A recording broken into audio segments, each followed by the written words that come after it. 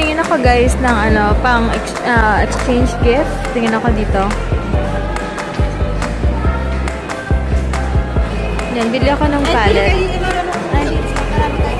Ito na yun mismo kanina.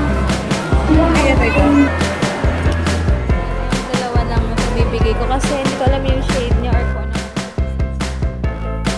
Hi guys! Ayan, sa first clip, makikita nyo kung ano yung binili ko and gift ko kay Feeling Ina V. Meron siyang channel, Feeling Ina V. Anyway, lagay ko na lang sa description box. And siya yung nabunot ko.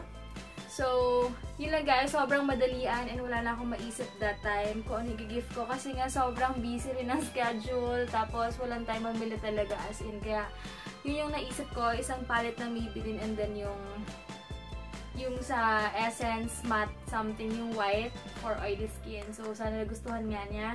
So, ngayon naman si Ate Mafia ang nakabunot sa akin. Pasensya na, walang clip yung pag-unboxing ko kasi nasa vlog ko 2 days ago. Hindi ko na save yung vlog na yun and kung paano ko siya inopen. But, for sure naman napanood nyo na yun. 2 days ago, yung vlog na yun. Anyway, sa mga hindi pa nakakita, ito yung bigay sa akin ni Ate Mafia. BH Cosmetics Special Occasion 39 Eyeshadow and Blush Palette. Ito siya. And super ganda na guys, kasi trinay ko siya agad kinabukasan. Excited lang ako kasi mahilig ako sa blush on and eyeshadow ngayon dahil nagpa-practice nga ako mag-inerte. But anyway, ito siya guys. Ayan, sobrang ganda niya and gamit ko siya ngayon. And yung blush on gamit ko.